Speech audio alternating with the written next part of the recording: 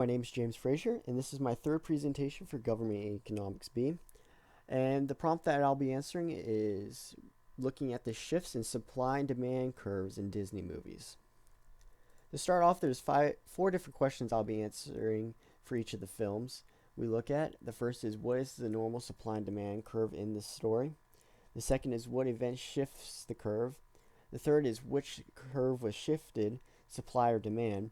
And lastly, what is the resultant price? There are 5 films we'll be looking at. We'll be looking at Frozen, Sleeping Beauty, Cinderella, Peter Pan, and Moana. So we'll start off with Frozen and Kristoff's ice business. To start off, the curves for supply and demand were just a standard one. There wasn't really anything interesting about them.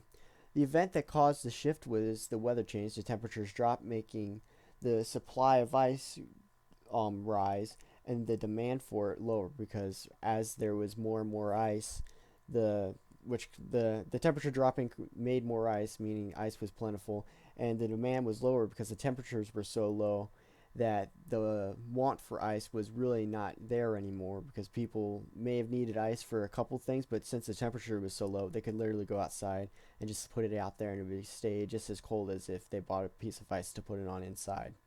And so both of the curves were shifted actually in this one, and due to this, the price dropped. The second one that we're really looking at is Sleeping Beauty, and we'll be looking at the yarn, thread, and cloth prices. Just like the last one, the original curves of demand and supply were just a standard one. There wasn't anything interesting about it. The event that caused the shift was the burning of spinning wheels, which caused the supply of these different things, the yarn, thread, and cloth, to drop, because once there was no spinning wheels, there was no way to make these different items, meaning the price went up because the demand did not change while the supplies were low.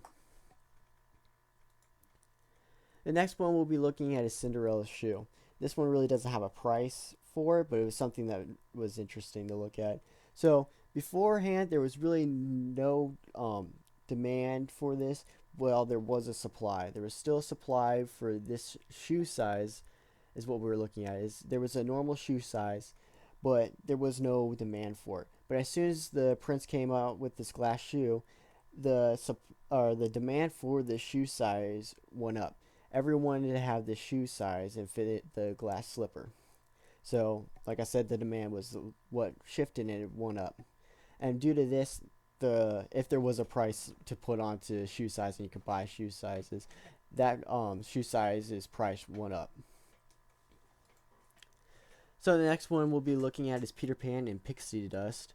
So in the beginning, the prices were high. The demand for it, there wasn't really a demand, but even for the littlest demand, or the want to fly, there was a demand for that.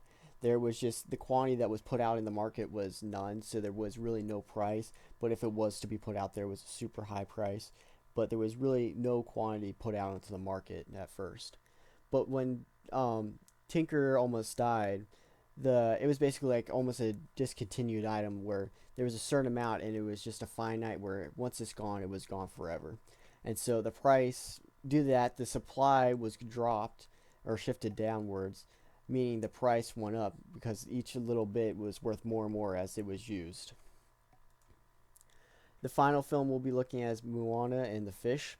And so at first, like the first 3, it was just a normal price, or the demand and supply curves were normal. There really wasn't anything interesting about that. But the fish leaving the reef was the event that caused the shift, and the shift was in supply.